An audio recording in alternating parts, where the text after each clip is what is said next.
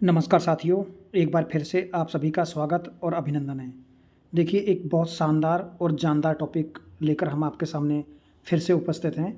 आज बात करेंगे राजनीतिक दल के बारे में और दबाव समूह। राजनीतिक दल और दबाव समूह में अंतर क्या है और राजनीतिक दल कौन-कौन से हैं और राजनीतिक दलों की प्रकृति कैसी होती है और दबाव समूह की प्रकृति कैसी होती है, इस वीडियो में आज बात करेंगे। और सेकंड ग्रेड में मुख्यतः ये टॉपिक मेंशन किया गया है और अन्य तमाम परीक्षाओं में, सेंट्रल गवर्नमेंट की तमाम परीक्षाओं में ये उपयोगी साबित होगा। तो बात कर लेते हैं राजनीतिक दल के बारे में। देखिए, बात करते हैं राजनीतिक दल। जो राजनीतिक दल हैं उसके बारे में आज बात करेंगे। आपको दिख रहा होगा, मैं पढ़ के बता देता हूँ एक बार। लोकतांत्रिक लोकतांत्रिक शासन व्यवस्था का मुख्य आधार निर्वाचन होता है और निर्वाचन में राजनीतिक दलों का होना अनिवार्य है। राजनीतिक दल जनता का मत प्राप्त करके सरकार बनाते हैं, ये आप लोगों को पता होगा। इनका क्या है, फैक्चुअल फैक्ट हैं। लेकिन सबसे इम्पोर्टेंट और स्टार वाला क्वेश्चन ये है, जेनिंग्स ने राजनीतिक दलों को लोकतांत्रिक व्यवस्था की रीढ़ की हड्डी कहा है। बैकबोन ऑफ द जो डेमोक्रेसी है, जो लोकतंत्र की जो रीढ़ की हड्डी है, वो किसने कहा है राजनीतिक दलों को? वो कहा है जेनिंग्स ने। तो एक और अच्छा प्रश्न है, ये भी मैं आपके सामने रख देता हूँ। लॉर्ड ब्राइस ने राजनीतिक दलों के बारे में लोकतंत्र के पहिए के रूप में अपरिहार्य की संज्ञा दी है, कि लोकतंत्र के पहिए के रूप में समझा है राजनीतिक दलों को। ये लॉर्ड ब्राइस का कथन है। और बहुत अच्छा एक और कथन है जेपी नारायण का। तो जो जेपी नारायण का कथन है वो है, भारत में जाति ही राजनीतिक दल है। भारत में जाति ही राजनीतिक दल है। ये पिछली बार 2018 की जो परीक्षा हुई थी सेकंड ग्रेड की, उसमें ये प्रश्न पूछा गया था एज इट इज। तो एक बहुत अच्छा प्रश्न है, लोकतंत्र का प्राण किसे कहा जाता है? लोकतंत्र का प्राण या लोकतंत्र का आधार वो है राजनीतिक दल। इसके बाद में अपन बात कर लेते हैं दलीय व्यवस्थाओं के बारे में, कि जो दलीय व्यवस्थाएं वो होती किस प्रकार की हैं। देखिए, भारत में या विश्व भर में मुख्यतः 3 प्रकार की दलीय व्यवस्था है। कितने प्रकार की है? 3 प्रकार की दलीय व्यवस्था है। अगर हम बात कर लेते हैं फर्स्ट ऑफ ऑल, एक दलीय, द्विदलीय और बहुदलीय व्यवस्था। तो 3 प्रकार की दलीय व्यवस्था है पूरे ब्रह्मांड में। तो एक दलीय व्यवस्था, एक ही दल द्वारा सरकार बनाना और चलाना होता है, वो एक दलीय व्यवस्था है। उदाहरण के लिए जो चीन और रूस में साम्यवादी सरकार या साम्यवादी दल। देखो, एक दलीय व्यवस्था के लिए चीन और रूस इसमें समझा जाता है। अगर हम 2 दलीय व्यवस्था के बारे में बात कर लेते हैं, तो 2 दलीय व्यवस्था और इसके जनक हैं प्यूरोटिस इसके जनक हैं द्विदलीय व्यवस्था के। इसमें 2 दल होते हैं, एक सत्ता पक्ष और एक विपक्ष या इसे विरोधी पक्ष बोलते हैं। उदाहरण के लिए अमेरिका में 2 पार्टियां हैं, एक का नाम है डेमोक्रेटिक और एक का नाम है रिपब्लिक पार्टी। ध्यान रखें, पेपर में पूछा जाता है डेमोक्रेटिक और रिपब्लिक पार्टी का संबंध किस देश से है, तो अमेरिका से हो जाएगा। और मैं आपसे विनती कर रहा हूँ कि आप कमेंट करके मुझे ज़रूर बताएं कि वर्तमान में अमेरिका के जो राष्ट्रपति हैं उनका संबंध किस पार्टी से है, डेमोक्रेटिक या फिर रिपब्लिक पार्टी से। आप कमेंट करके बताओगे तो निश्चित रूप से आपको नए 2 प्रश्नों की और प्राप्ति हो जाएगी। और ब्रिटेन में भी द्विदलीय व्यवस्था है। ब्रिटेन में है कंजर्वेटिव पार्टी और लेबर पार्टी। तो इसमें भी मुझे कमेंट करके आपको बताना है, कंजर्वेटिव पार्टी या लेबर पार्टी के प्रधानमंत्री वर्तमान में ब्रिटेन में कार्यरत हैं। तो द्विदलीय व्यवस्था कहाँ है? अमेरिका में 2 पार्टियां हैं, डेमोक्रेटिक और रिपब्लिक पार्टी। ब्रिटेन में कंजर्वेटिव और लेबर पार्टी। और एक और कमेंट करके मुझे बताना है कि जब भारत आज़ाद हुआ था उस समय लेबर पार्टी की सरकार थी और इस समय कौन प्रधानमंत्री था। अब देखेंगे बहुदलीय व्यवस्था। बहुदलीय व्यवस्था के बारे में बात करेंगे। 2 या 2 से अधिक दल होते हैं और वो गठबंधन या दलों के से सरकार बनाते हैं और चलाते हैं। देखिए, गठबंधन का मतलब है यदि किसी एक दल को स्पष्ट बहुमत नहीं आया है तो वो किसी अन्य दल के साथ मिलकर के अपनी सरकार बना लेता है। उदाहरण के लिए Bharat, France, Italy, Germany, Holland इसके मुख्य घटक हैं बहुदलीय व्यवस्था के। और राजनीतिक दलों की 3 श्रेणियां होती हैं। राजनीतिक दलों की श्रेणी कितनी होती हैं? देखो, दलीय व्यवस्था तो होती 3 प्रकार की, एक दल, द्विदल और बहुदल। और इनकी जो राजनीतिक दलों की जो श्रेणियां होती हैं वो होती हैं 3। इम्पोर्टेंट ये है, राजनीतिक दलों की 3 श्रेणियां हैं। नंबर 1 राष्ट्रीय दल, नंबर 2 राज्य स्तरीय या क्षेत्रीय दल, और नंबर 3 गैर मान्यता प्राप्त या पंजीकृत दल। यानी वो निर्वाचन आयोग से पंजीयन तो करवाते हैं, लेकिन उन्हें मान्यता प्राप्त नहीं होती है, ना तो राज्य दल की और ना ही राष्ट्रीय दल की, तो वो गैर मान्यता प्राप्त पंजीकृत दलों की श्रेणी में आते हैं। अब बात कर लेते हैं मान्यता प्राप्त राजनीतिक दल। जो मान्यता प्राप्त राजनीतिक दल हैं, वो उनको मान्यता देता कौन है? तो मान्यता कौन देता है? भारतीय जो निर्वाचन आयोग है, वो इनको क्या है, दल की मान्यता प्रदान करता है। तो बात कर लेते हैं राज्य में मान्यता प्राप्त राजनीतिक दल।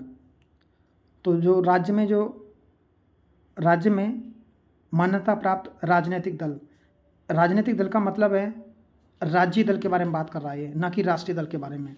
तो राज्य दल के बारे में अगर हम बात करें तो इसमें सबसे पहले हमें देखना है कि इसकी शर्तें क्या हैं। इसके क्या है, शर्त पूछी जाती हैं पेपर में। शर्त आती हैं कि कौन सा दल कितने मत और कितनी वोटें या कितनी सीटें प्राप्त करने के बाद में और वो राज्य दल का दर्जा प्राप्त कर लेता है। तो फर्स्ट ऑफ ऑल बात करेंगे पहले बिंदु से, लोकसभा में वैध मतों का न्यूनतम 6%। कितना परसेंट? यानी वैध मतों का 6% मत प्राप्त करे, या न्यूनतम 1 सीट जीता हो। कितना? 1 सीट, या तो 1 सीट जीती हो उसने, या फिर वैध मतों का लोकसभा में वो 6% वोटें प्राप्त कर चुका हो कोई राजनीतिक दल। यानी लोकसभा में वैध मतों का न्यूनतम 6% मत प्राप्त करे और 1 सीट जीते तो उसे राज्य दल का दर्जा मिल सकता है। अथवा राज्य विधानसभा के आम चुनावों में वैध मतों का 6%, यानी चाहे वो विधानसभा में 6% वोटें प्राप्त कर ले, लेकिन इसके साथ में क्या है, उससे अधिक मत प्राप्त तथा उसी राज्य में 2 विधानसभा की सीटें जीते। यानी राज्य विधानसभा में वो 6% सीटें जीते, 6%, या फिर 2 दल। अब लोकसभा के लिए क्या शर्त है?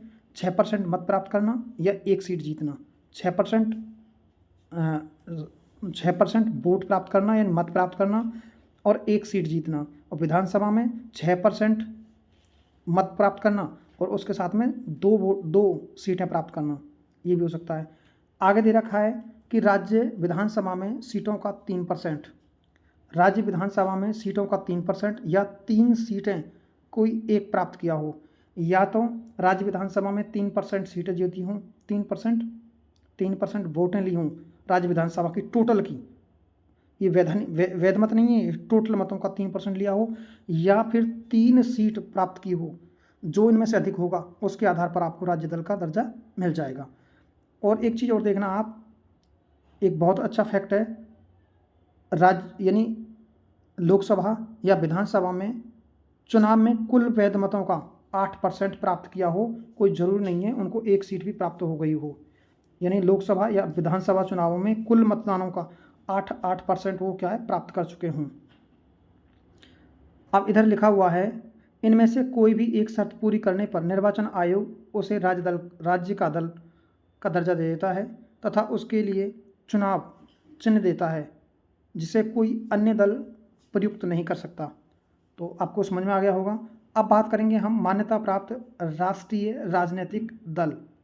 जो मान्यता प्राप्त राष्ट्रीय राजनीतिक दल होंगे वो कौन से होंगे, कि जो राष्ट्रीय दलों की श्रेणी में होते हैं। वर्तमान में 9 दल राष्ट्रीय श्रेणी में आते हैं, ध्यान रखें, और मुझे कमेंट करके आपको बताना है कि अभी जो लेटेस्ट जो राजनीतिक दल है, जो राष्ट्रीय राजनीतिक पार्टी है, वो कौन सी किसको राजनीतिक राष्ट्रीय पार्टी का दर्जा प्राप्त हुआ है।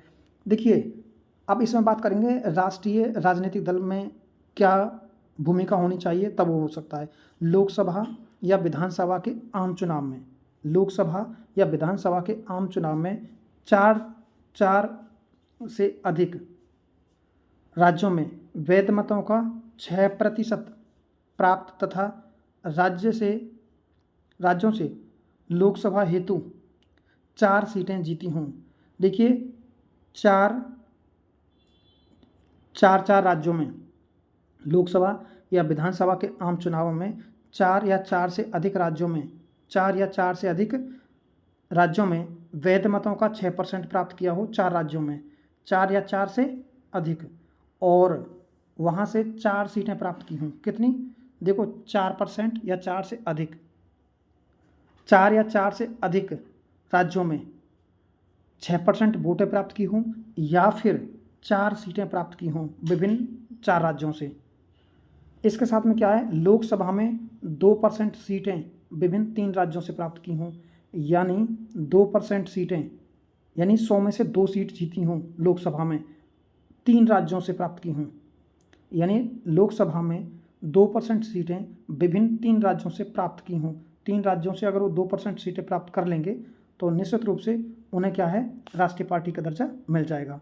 कम से कम 4 राज्यों में राज्य स्तरीय दल की मान्यता प्राप्त हो, तब भी उन्हें क्या है, राष्ट्रीय दल की मान्यता प्राप्त हो जाएगी, क्योंकि राज्य जो दल हैं उनके बारे में अभी आपसे बात कर चुका हूँ। इसके बाद में अगर अपन देखते हैं, देखिए अब बात करेंगे गैर मान्यता प्राप्त राजनीतिक दल। गैर मान्यता प्राप्त पंजीकृत राजनीतिक दल चुनाव आयोग द्वारा पंजीकृत हैं, परंतु मान्यता प्राप्त होने की योग्यता नहीं है। उनका चुनाव आवंटन चुनाव आयोग द्वारा किया जाता है। इनकी संख्या 100 से भी अधिक है। अब बात करते हैं भारत में मान्यता प्राप्त राष्ट्रीय दल। देखिए इनकी संख्या 9 है। कितनी है? 9। यहाँ 8 लिखा हुआ है, इसे थोड़ी देर के लिए हम छुपा देते हैं। 9 है। तो फर्स्ट ऑफ ऑल मैं बात कर लेता हूँ सबसे पहले इन 9 दलों के बारे में, कौन कौन से हैं। कांग्रेस 28 दिसंबर 1885 को इसकी स्थापना ए.ओ. ह्यूम द्वारा की गई थी। इनका चुनाव चिन्ह हाथ का पंजा है और वर्तमान अध्यक्ष या महासचिव इसकी सोनिया गांधी जी हैं। और भाजपा यानी 6 अप्रैल 1980 की इसकी स्थापना श्यामा प्रसाद मुखर्जी द्वारा की गई थी जनसंघ के रूप में। इनका चुनाव चिन्ह कमल का फूल है और इनके जो अध्यक्ष हैं जेपी नड्डा हैं। कौन है? जेपी नड्डा। बसपा यानी बहुजन समाज पार्टी, इसकी स्थापना 14 अप्रैल डॉक्टर भीमराव अंबेडकर की जन्म जयंती पर 1984 को इसकी स्थापना कांसीराम द्वारा की गई थी, कांसीराम जी द्वारा। इनका जो चुनाव चिन्ह है वो है हाथी और इनकी राष्ट्रीय जो अध्यक्ष हैं वो हैं मायावती जी। इसके बाद में क्या है, माकापा 7 नवंबर 1964 को इसकी स्थापना हुई थी। EMS डांगे ने इसकी स्थापना की। हाशिया, हथौड़ा और तारा इनका क्या है, चुनाव चिन्ह है। इसके साथ में भाकापा में 26 दिसंबर 1925 को इसकी स्थापना MN रॉय द्वारा की गई थी। अनाज की बाली और हाशिया व घड़ी इनका चुनाव चिन्ह है।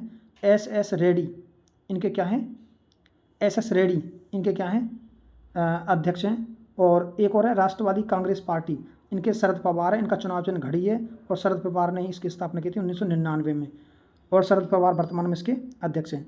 ऑल इंडिया तृणमूल कांग्रेस 1 जनवरी 1998 को इसकी शुरुआत हुई ममता बनर्जी द्वारा। ये देखिए लेटेस्ट पार्टी है और काफ़ी तरक्कीशील पार्टी है। पुष्प और तृणघास, ममता बनर्जी इसकी क्या है, राष्ट्रीय अध्यक्ष हैं। नेशनल पीपुल्स पार्टी 5 जनवरी 2013 को इसको राष्ट्रीय पार्टी का दर्जा मिला है। National People's Party PA Sangma इसके संस्थापक हैं और वर्तमान में, और इसके जो चुनाव चिन्ह है वो है पुस्तक। नेशनल पीपुल्स पार्टी पुस्तक है, यानी कॉनराड संगमा इसके क्या हैं, वर्तमान के अध्यक्ष हैं। राष्ट्रीय जनतांत्रिक गठबंधन, इसे राजग बोलते हैं। इसके साथ में देखिए मैं आपको बता देता हूँ थोड़ा सा पार्टियों के बारे में। ये फर्स्ट ऑफ ऑल हम बात कर लेते हैं भारतीय राष्ट्रीय कांग्रेस की बात। इसका चुनाव चिन्ह हाथ का पंजा है, मैं अभी बात कर चुका हूँ। सामान्य अर्थों में इसका अर्थ लोगों का समूह है। स्थापना हुई थी इसकी 28 दिसंबर 1885 को गोकुलदास तेजपाल संस्कृत महाविद्यालय में। ठीक है। संस्थापक हैं एलन ह्यूम इसके और प्रथम अध्यक्ष WC बनर्जी यानी व्योमेश चंद्र बनर्जी थे। इसका मुख्यालय मुंबई में था। भारतीय गवर्नर जनरल लॉर्ड डफरिन के समय में हुई थी और भारत के मुख्य सचिव इस समय लॉर्ड क्रॉस थे। देखिए भारत में कांग्रेस की स्थापना लॉर्ड डफरिन के दिमाग की उपज है, ऐसा कहा गया है। काफ़ी इंपॉर्टेंट क्वेश्चन यहाँ से आता भी है ये कि कांग्रेस किसके दिमाग की उपज थी, लॉर्ड डफरिन के। और लॉर्ड डफरिन का एक बहुत अच्छा कोटेशन है जो पेपरों में आता है, यानी अच्छे का मतलब इन्होंने जो कहा है, इस कोटेशन के संबंध में प्रश्न आता है। पागलों की सभा और बचकाना तथा बबुआओं की संसद कहा है इसको। पागलों की सभा और बचकाना तथा बबुआओं की संसद कहा था लॉर्ड डफरिन ने।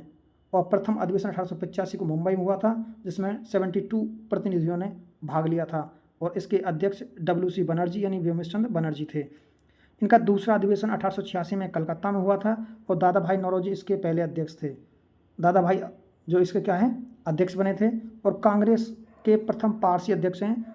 और निश्चित रूप से ये भी आपको समझ लेना चाहिए, कांग्रेस को कांग्रेस नाम इसी के द्वारा दिया गया था, दादा भाई नौरोजी के द्वारा। इसके बाद में तृतीय जो अधिवेशन है वो 1887 में हुआ था। बदरुद्दीन तैयब जी प्रथम मुस्लिम अध्यक्ष बने थे इसके। और चतुर्थ जो अधिवेशन है वो 1888 में इलाहाबाद में जॉर्ज यूले प्रथम अध्यक्ष इसके बने थे, जॉर्ज यूले। और कांग्रेस के राष्ट्रीय शब्द को 1891 में अधिवेशन में जोड़ा गया था। जो कांग्रेस के राष्ट्रीय शब्द को 1891 में इसी अधिवेशन में जोड़ा गया था, और राष्ट्रीय शब्द दादा भाई नौरोजी ने दिया था। 1896 में कोलकाता का अधिवेशन में पहली बार राष्ट्रीय गीत गाया गया था। और ये काफ़ी इंपॉर्टेंट क्वेश्चन है, यहाँ से ये प्रश्न पूछा जाता है कि मैं राष्ट्रीय गीत की बात कर रहा हूँ। इसके बाद में हम बात कर लेते हैं, जो राष्ट्रीय गीत है बंकिम चंद्र चटर्जी द्वारा यहाँ गाया गया था, यानी बंकिम चंद्र चटर्जी का है, लेकिन गाया था इसे रविंद्रनाथ टैगोर ने। अब देखेंगे 1907 का सूरत अधिवेशन है, इसकी अध्यक्षता रास बिहारी बोस ने की थी। और कांग्रेस का इसमें क्या है विभाजन हो गया था गर्म दल का नरम दल से।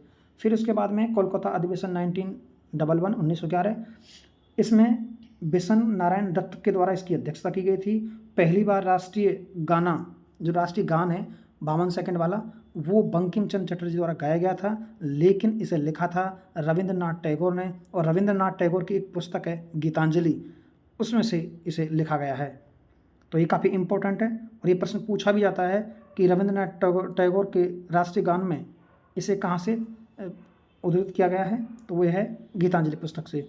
1916 में लखनऊ अधिवेशन हुआ था, जिसकी अध्यक्षता अंबिका चरण मजूमदार ने की थी। मुस्लिम लीग और कांग्रेस में इसमें समझौता हो गया था। नरम दल गरम दल का एकीकरण हुआ था, ये काफ़ी इंपॉर्टेंट क्वेश्चन है। 17 में कलकत्ता में एक अधिवेशन हुआ था, जिसमें एनी बेसेंट ने इसकी अध्यक्षता की थी। प्रथम महिला कांग्रेस अध्यक्ष है ये। और तिरंगे झंडे को पहली बार राष्ट्रीय ध्वज के रूप में मान्यता इसी समय दी गई थी। तो ये काफ़ी इंपॉर्टेंट क्वेश्चन था। एक और बहुत अच्छा प्रश्न है, बहुत अच्छा, जिसको बोलते हैं बेलगाम कर्नाटक अधिवेशन। बेलगाम कर्नाटक अधिवेशन 1924 को हुआ था, इसकी अध्यक्षता महात्मा गांधी द्वारा की गई थी। ये एकमात्र अधिवेशन था जिसकी अध्यक्षता महात्मा गांधी द्वारा की गई थी। इसके बाद में देखिए एक और बहुत अच्छा प्रश्न है, 1925 को यानी कांग्रेस अधिवेशन कानपुर में हुआ था, इसकी अध्यक्ष सरोजिनी नायडू थी। ये प्रथम भारतीय महिला अध्यक्ष हैं। पहली बार झंडा गीत का गायन, यह झंडा गीत इसी समय गाया गया था, विजय विश्व तिरंगा प्यारा। तो ये भी काफ़ी अच्छा प्रश्न है, और इसके लेखक हैं श्यामलाल पार्षद। किसके? झंडा गीत के। देखो, हमने राष्ट्रीय गीत के बारे में बात की, राष्ट्रीय गान के बारे में बात की। राष्ट्रीय गीत गाया गया था 1896 के अधिवेशन में, राष्ट्रीय गान गाया गया था 1911 के अधिवेशन में, और 1925 के अधिवेशन में झंडा गीत गाया गया था। और झंडा गीत लेखन किया गया था श्याम लाल पार्षद द्वारा।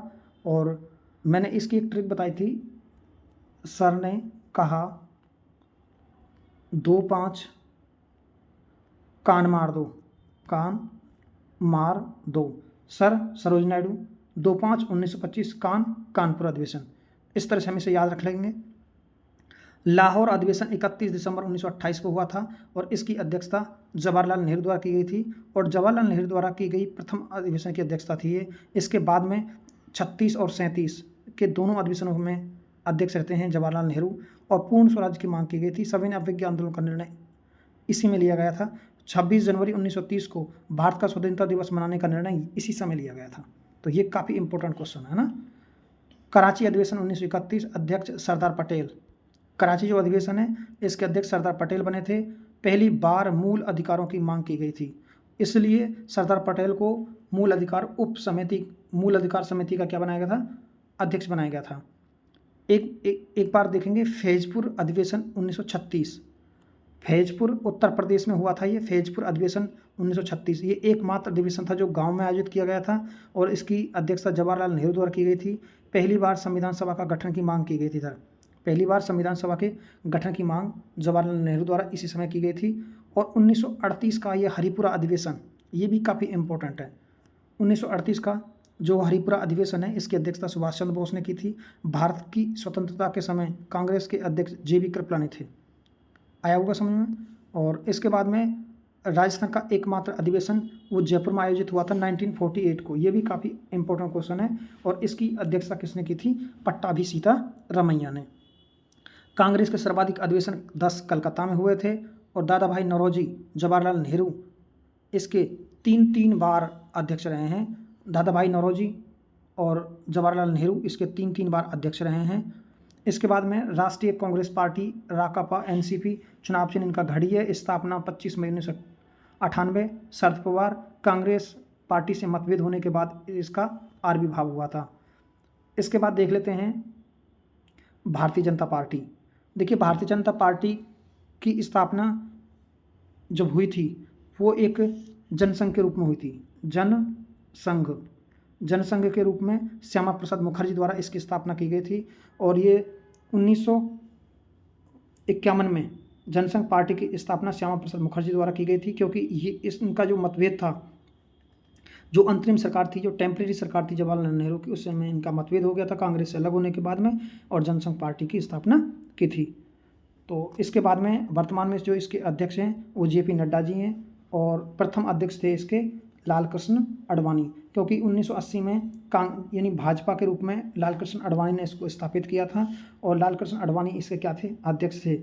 और तृणमूल कांग्रेस की स्थापना 1 जनवरी 1998 को हुई, लेकिन राष्ट्रीय राजनीतिक दलों की मान्यता 2 सितंबर 2016 को दी गई थी। नेशनल पीपल पार्टी 7 जून 2019 को राष्ट्रीय दल के रूप में मान्यता प्रदान की गई थी। अब देखेंगे प्रमुख राजनीतिक दल। जो प्रमुख राजनीतिक दल हैं वो इस प्रकार हैं, देख रहे होंगे हम। आम आदमी पार्टी यानी जनता दल यूनाइटेड, समाजवादी पार्टी, राष्ट्रीय जनता दल, तृणमूल कांग्रेस, द्रविड़ मुन्नेत्र कगड़म, शिवसेना, श्रोमणी Akali Dal, Telugu Desam, national conference, Biju Janata Dal, PDP, Jharkhand Mukti Morcha, लोक जनशक्ति पार्टी और महाराष्ट्र नवनिर्माण सेना तमाम पार्टियां हैं। अब बात कर लेते हैं NDA और UPA क्या है। NDA राष्ट्रीय जनतांत्रिक दल यानी भाजपा और उसके सहयोगियों का एक गठबंधन है। UPA यानी संयुक्त प्रगतिशील गठन, इसमें कांग्रेस और उसके सहयोगी दल समाहित किए गए हैं। देखिए अब बात करते हैं दबाव समूह के बारे में। क्या है दबाव समूह, कि दबाव समूह क्या होता है। अभी हमने इससे पहले एक वीडियो बनाया था और उस वीडियो में हमने अभी आपको बताया है राजनीतिक दलों के बारे में कि दल क्या हैं और दलों को क्यों प्राण कहा गया है, आधार कहा गया है लोकतंत्र का। तो अब देखेंगे एक ही प्रकार के हित रखने वाले व्यक्तियों का समूह जो अपने हितों के लिए सरकार पर दबाव बनाने का प्रयास करते हैं, दबाव समूह कहलाते हैं। दबाव समूह शब्द की उत्पत्ति अमेरिका से हुई है। कहाँ से हुई है? अमेरिका से। देखिए उदाहरण के लिए श्रमिक संगठन, व्यापारिक संगठन, अध्यापक संघ, छात्र संघ, मजदूर संघ आदि कई प्रकार के होते हैं और इसमें सबसे इम्पोर्टेंट प्रश्न है ये, इन्हें कई विद्वानों द्वारा औपचारिक सरकार, अदृश्य सरकार की उपमा दी गई है। तो ये प्रश्न कई बार पेपर में आया है कि औपचारिक सरकार या अदृश्य सरकार कहा जाता है दबाव समूह को। किसको? दबाव समूह को कहा जाता है। इसके बाद में देखिए मैं प्रोफेसर SE फाइनल ने इन्हें अज्ञात साम्राज्य की संज्ञा दी है। तो ये क्या है? यानी प्रोफेसर SE फाइनल ने इन्हें अज्ञात साम्राज्य की संज्ञा दी है। दबाव समूह राजनीतिक दलों से संबंधित हो सकते हैं, लेकिन इनमें भिन्नता होती है। क्या होती है? भिन्नता होती है। राजनीतिक दल और दबाव समूह में अंतर क्या होता है, एक बार अंतर देख लेते हैं। अंतर के बाद में फिर हम बात करेंगे कि राजनीतिक जो दबाव समूह हैं वो कौन कौन से हैं और कितने हैं। तो बात कर लेते हैं फर्स्ट में, इनका उद्देश्य यानी राजनीतिक दल, इनका उद्देश्य शासन सत्ता पर नियंत्रण स्थापित करना होता है, लेकिन ये शासन सत्ता पर नियंत्रण का प्रयास नहीं करते, बल्कि जनप्रतिनिधियों, प्रशासनिक अधिकारियों पर दबाव डालकर नीतियों को प्रभावित करने पर में प्रकाश डालते हैं या प्रयास करते हैं। देखिए राजनीतिक दल, इनका दायरा व्यापक दृष्टिकोण में होता है, जबकि दबाव समूह का एक वर्ग विशेष के हितों तक ही केंद्रित रहते हैं। अब देखिए राजनीतिक दल जो हैं वो अधिक विस्तृत व विजातीय हो सकते हैं, लेकिन ये अधिक संयुक्त व सजातीय होते हैं दबाव समूह।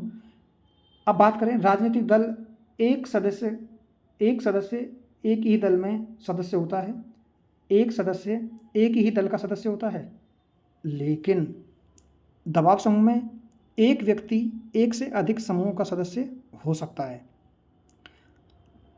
अगला है, राज्य प्राप्ति हेतु केवल संवैधानिक साधनों को अपनाते हैं राजनीतिक दल, लेकिन संवैधानिक साधनों से काम ना बनने पर इससे परे भी चले जाते हैं दबाव समूह।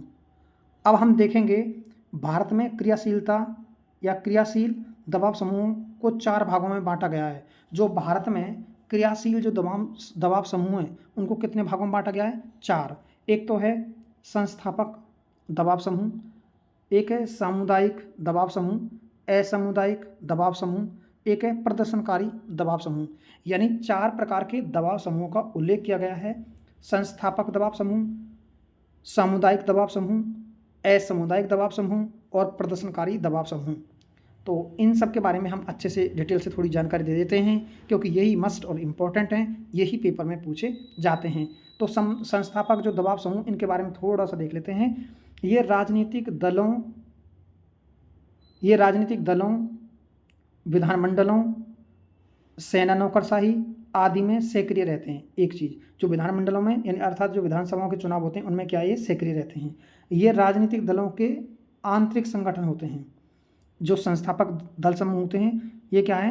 राजनीतिक दलों का आंतरिक संगठन होते हैं। जैसे बीजेपी के लिए आरएसएस काम कर रहा है, आज़ाद समाज पार्टी के लिए भीम आर्मी एक संगठन वो काम कर रहा है। समझ में आ गया होगा आप लोगों को।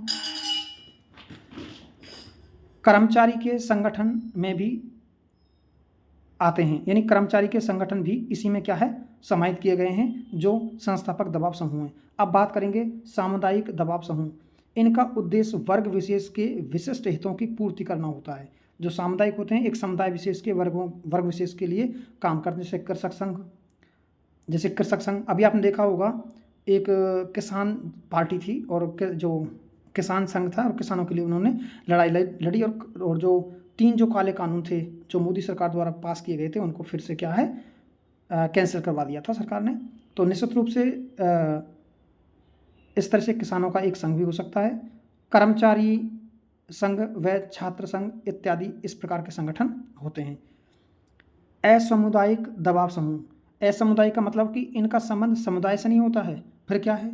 फिर देखिए, इनमें अनौपचारिक रूप से अपने हितों की बात करने वाले समूह होते हैं। असामुदायिक जो केवल अपने हितों के बारे में बात करते हैं, अपना हित साधने के लिए।